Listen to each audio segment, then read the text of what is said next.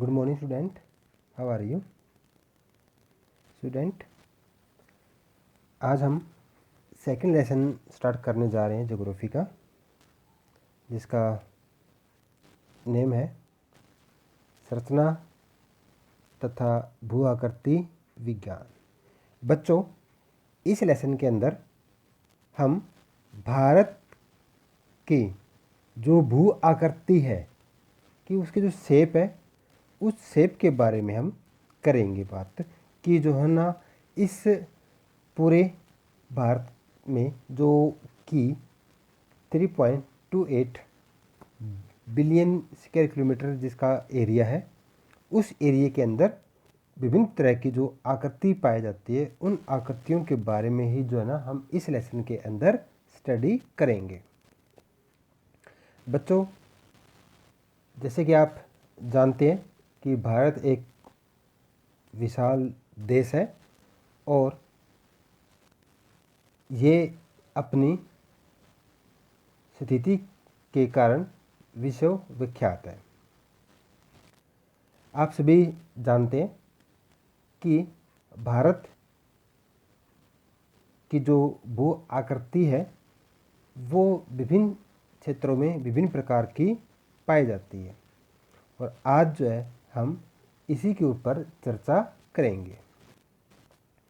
बच्चों, अगर हम बात करते हैं अपने भारत की कि उसकी जो भू आकृति है वो अलग अलग क्षेत्रों के अंदर अलग अलग तरह की पाई जाती है, वो सब जानने से पहले हम एक बार अपनी पृथ्वी के बारे में जानेंगे कि यह कितनी पुरानी है, इसकी आयु कितनी हो चुकी है, और जो भू आकृति के अंदर जो बदलाव आते हैं वो बदलाव कौन से फोर्स, कौन से बल की वजह से ऐसा होता है। बच्चों, यहाँ हम देख सकते हैं कि जो पृथ्वी है हमारी, उसकी आयु लगभग 46 करोड़ वर्ष मानी गई है, और इतने लंबे समय जब पृथ्वी पर से गुजरा तो उस काल के दौरान पृथ्वी के अंदर बहुत से परिवर्तन हुए, और ये परिवर्तन का जो प्रभाव है या जो बल है वो सिर्फ पृथ्वी के ऊपरी भागों की वजह से ऐसा नहीं हुआ, पृथ्वी के आंतरिक भागों के अंदर जो चेंज हुए हैं उसका भी प्रभाव पृथ्वी के जो तल है, जो ऊपरी जो भाग है, उसके ऊपर भी जो है उसका प्रभाव देखने को मिला। यह बल जो है वो दो तरह के बल पड़े हैं। उन दो तरह के बलों के कारण ही पृथ्वी की जो आज जो भू आकृति जो बनी हुई है, उसके पीछे इन दो बलों का बहुत प्रभाव रहा है। पहला है अंतर्जात और दूसरा है बाह्यजात। यानी कि अंतर्जात पृथ्वी के अंदरूनी भाग के अंदर, और बाह्यजात जो पृथ्वी के ऊपरी भाग के अंदर, जो हम अच्छे से उसको देख सकते हैं, उस भाग के अंदर जो प्रभाव पड़ा है, बल पड़ा है, उसके कारण जो है इसकी आकृति बनी है। बच्चों, यहाँ हम देख सकते हैं जो पृथ्वी का जो सबसे महत्वपूर्ण जो आकृति का जो प्रभाव डालने वाला जो सबसे महत्वपूर्ण जो फोर्स है, जो कारक है, वो है पृथ्वी की विवर्तनिकी हलचल। पृथ्वी की जो विवर्तनिकी जो हलचल है, उसके कारण जो है पृथ्वी का जो भू आकृति की जो संरचना है उसके ऊपर इस बल का सबसे ज़्यादा प्रभाव माना जाता है। यहाँ ये कहता है कि जो भौतिक भूगोल का जो परिचय 2006 के अंदर एक बुक थी, प्रकाशन हुआ, उसके अंदर बताया गया है कि करोड़ों वर्ष पहले इंडियन प्लेट भूमध्य रेखा से दक्षिण में स्थित थी। बच्चों, जो आज भारत जो स्थित है वो एक टेक्टोनिक प्लेट्स या विवर्तनिक प्लेट के ऊपर स्थित है, और यह कभी भूमध्य रेखा से दक्षिण में 52 डिग्री दक्षिण या 52 डिग्री साउथ लेटीट्यूड के ऊपर इसकी लोकेशन होती थी। और वर्तमान समय के अंदर यह इंडिया उस विवर्तनिकी प्लेट के हलचल की वजह से आज भूमध्य रेखा के उत्तर में आकर स्थित हो चुका है। और यह प्लेट का दूसरा जो हिस्सा है वो था ऑस्ट्रेलियन प्लेट। ये दोनों प्लेट मिलकर जो है इंडो ऑस्ट्रेलियन प्लेट के नाम से जाना जाता है, जिसमें भारत का प्रायद्वीपीय भाग, बंगाल की खाड़ी और अन्य पूर्वी जो एशियाई देश शामिल हैं वो आते हैं। और इसका एक हिस्सा जो है, एक पार्ट जो है वो ऑस्ट्रेलिया इसी का हिस्सा था। बच्चों, ये टॉपिक जो है वो हमारे बुक जो फर्स्ट पार्ट है उसके अंदर इसका एक पूरा चैप्टर है। बाकी बातें जो है हम उस लेसन के अंदर करेंगे। अब हम आगे बढ़ते हैं। भारतीय उपमहाद्वीप की वर्तमान भूविज्ञानी संरचना व इसके क्रियाशील भू आकृति प्रक्रम मुख्यतः अंतर्जातीय व भारे जनिक बलों व प्लेट के क्षितिज संचरण के अंत क्रिया के परिणाम स्वरूप अस्तित्व में आए। कुल मिलाकर अगर हम ये कहें कि भारत की जो भू आकृति की जो स्थिति है वो पृथ्वी के अंतर्जातीय और बाह्य जातीय यानी पृथ्वी के आंतरिक भागों से और बाहरी भागों में जो परिवर्तन आए हैं उन परिवर्तनों के कारण ही जो है भारत के जो भू आकृति है वो विभिन्न तरह की पाई जाती है। अगर स्पष्ट तौर पर हम देखें तो यहाँ भारत की जो भूविज्ञानिक जो खंड है वो तीन तरह से या तीन प्रकार से जो बांटा गया है। सबसे पहले प्रायद्वीपीय खंड, सेकंड है हिमालय और अन्य आंतरिक प्रायद्वीपीय पर्वतमालाएं, और थर्ड है सिंधु गंगा ब्रह्मपुत्र मैदान। सबसे पहले हम करेंगे प्रायद्वीपीय खंड। बच्चों, जो प्रायद्वीपीय जो खंड है उसकी जो स्थिति है, उसका जो एरिया है, अगर हम स्पष्ट कहें कि यह भूमध्य रेखा के जो दक्षिण के अंदर जो इंडिया का जो ट्रायंगल शेप का जो एरिया है मोस्टली वो पार्ट जो है प्रायद्वीपीय खंड के अंदर आता है, जिसके एक साइड बंगाल की खाड़ी है और दूसरी साइड यानी पश्चिम की साइड जो है अरब सागर है और दक्षिण की दिशा की तरफ जो है हिंद महासागर है। वो तीनों ओर से जो है वो समुद्र से घिरा हुआ एक हिस्सा है। यहाँ पर ये कहता है प्रायद्वीपीय खंड की उत्तरी सीमा कटी-फटी है जो कच्छ से आरंभ होकर, बच्चों जो ये कच्छ है वो गुजरात के अंदर आता है। कच्छ का रण आपने नाम भी सुना होगा, वो गुजरात में आता है। वहाँ से होकर जो ये अरावली पहाड़ियाँ, अरावली पर्वत श्रृंखलाएँ जो है वो राजस्थान के अंदर आती है, के पश्चिम से गुजरते हुए दिल्ली तक और फिर यमुना व गंगा नदी के समानांतर राजमहल की पहाड़ियों व गंगा डेल्टा तक जाती है। उसके बाद ये कहते हैं कि मेघालय का पठार तथा पश्चिम में राजस्थान भी इसी खंड के विस्तार के अंतर्गत आते हैं। बच्चों, जो स्पष्ट रूप से अगर इसका विस्तार देखा जाता है तो जो मैंने आपको बताया है कि पश्चिम में जहाँ गुजरात के अंदर कच्छ का रण है वहाँ से ये स्टार्ट होता है और अरावली पर्वत श्रृंखला के समानांतर चलते हुए दिल्ली के दक्षिणी हिस्से तक और फिर उसके बाद यमुना और गंगा के दक्षिण हिस्से से स्टार्ट लगता है। वहाँ से उस एरिया के अंदर जो ना मालवा का पठार, उसके बाद जो हम और आगे पूर्व की तरफ बढ़ेंगे तो उच्च भूमि, उसके बाद और आगे बढ़ेंगे तो जो है वहाँ पर छोटा नागपुर का पठार आ जाता है और उसके बाद जो है मेघालय का जो पहाड़ियाँ है, पठार है, वो पार्ट इसके अंदर आ जाते हैं। बच्चों, इस पठार के अंदर सबसे जो महत्वपूर्ण जो पठार है वो है छोटा नागपुर का पठार, क्योंकि भारत के अंदर ये वो पठार है जो खनिज संपदा से संपन्न है। उसके बाद जो भारत का प्रायद्वीपीय जो भाग है वो बहुत ही कठोर भाग है। ये फिर अपने भारत के अंदर ये सबसे कठोर भाग में माना जाता है, और यह पठार जो है वो नाइस व ग्रेनाइट जैसे जो खनिज है उनसे बना हुआ है। और इस पठार का जो समय निर्धारित किया गया है वो है कैम्ब्रियन कल्प। इसके अंदर ये वो काल है जब पृथ्वी पर कोयले का निर्माण आरंभ हुआ। उसके बाद ये कहता है कि इस का जो पश्चिमी जो तट है वो समुद्र में जो है वो डूबा होने के कारण इसके बहुत से जो विवर्तन की क्रियाएं जो है ना वो चेंज हो चुकी है।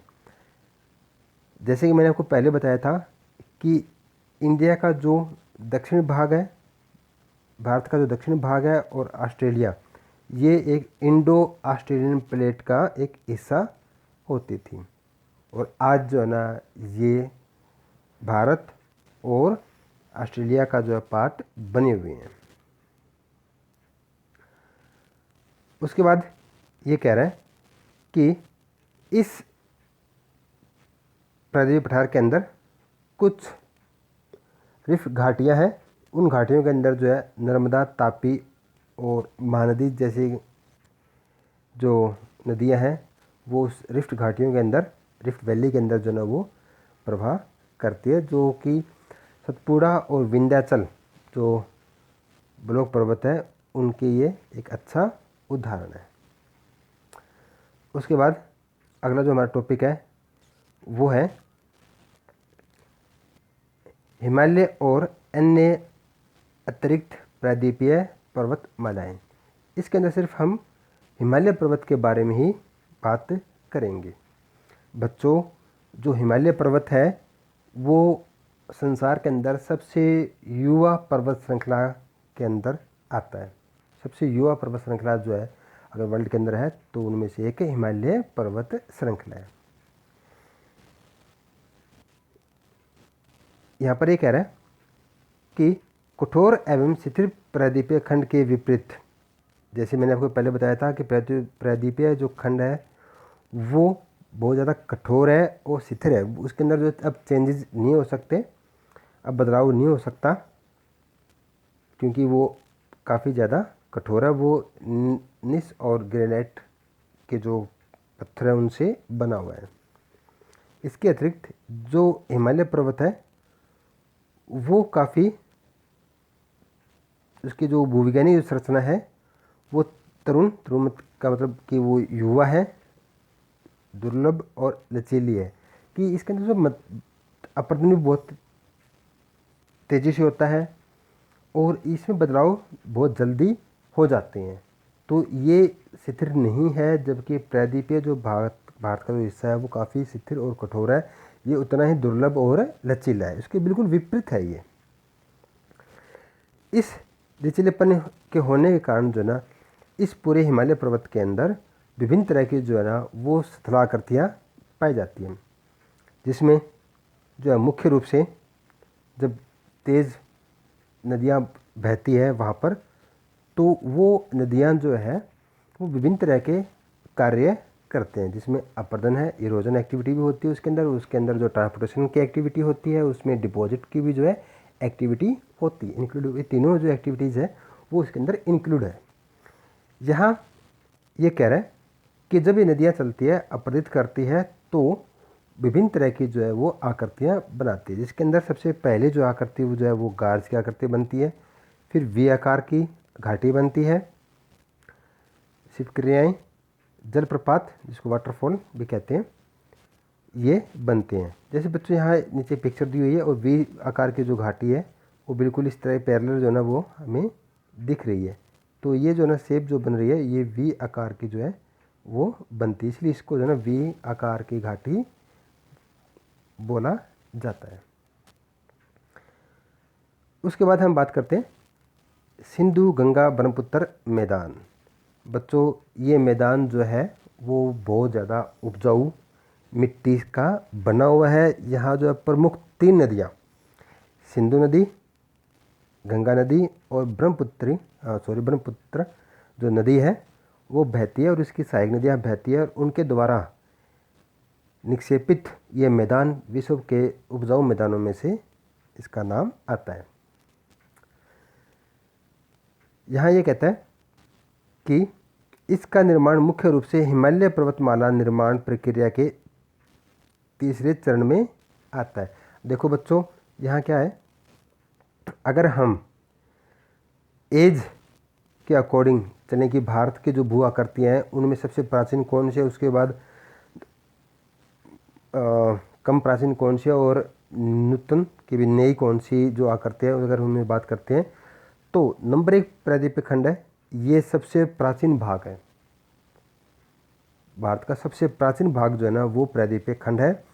और दूसरे नंबर पर आता है वो हिमालय पर्वत, और उसके हिमालय पर्वत के निर्माण के बाद जो है सिंधु गंगा ब्रह्मपुत्र का जो मैदान है वो शामिल होता है इसमें। अगर हम पुराने हिसाब से चलें तो नंबर 1 प्रायद्वीपीय खंड, नंबर 2 पर हिमालय पर्वत और नंबर 3 पर जो है सिंधु गंगा ब्रह्मपुत्र मैदान है।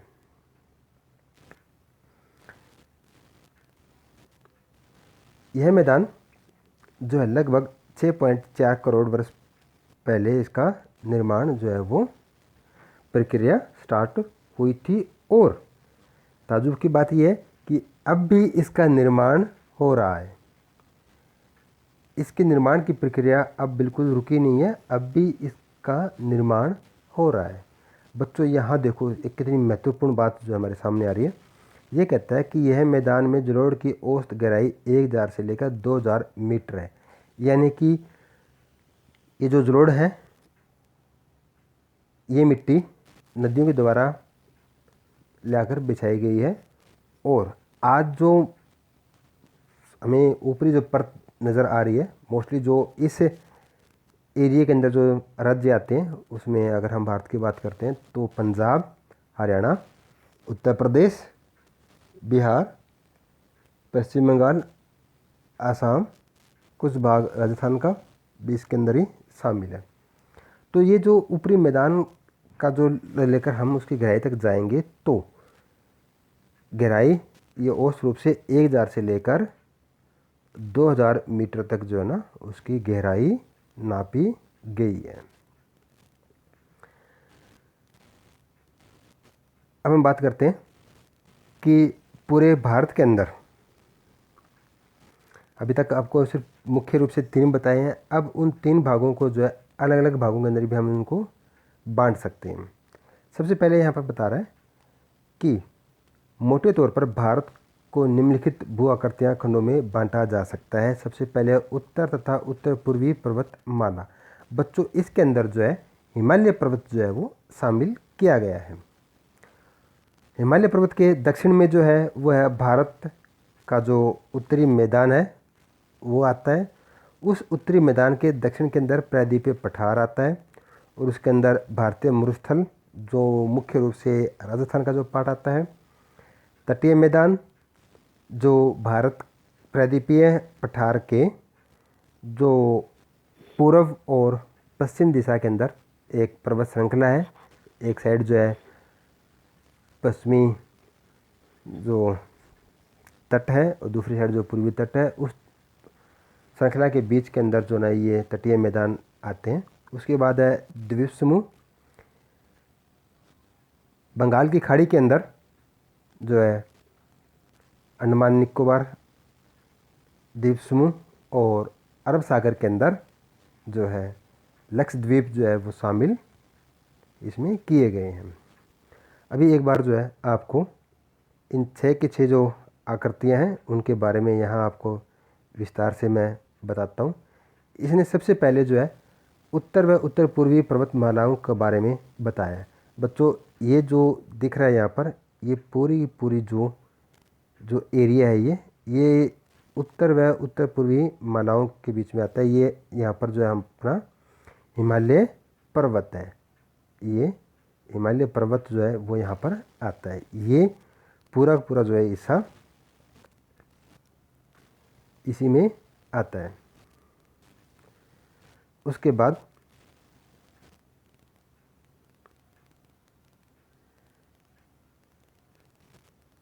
भारत का उत्तरी मैदान, जो उत्तरी मैदान है वो वाला ये पार्ट है, ये वाला पार्ट जो है वो भारत का उत्तरी मैदान है। और यह मैदान विश्व के सबसे उपजाऊ मैदानों में से एक मैदान है। यहाँ आप देख सकते हैं भारतीय मरुस्थल, ये वाला पार्ट जो है वो भारतीय मरुस्थल का है। और ये जो दिख रहा है आपको हिस्सा, ये सारा का सारा जो है प्रायद्वीपीय पठार है इसके अंदर।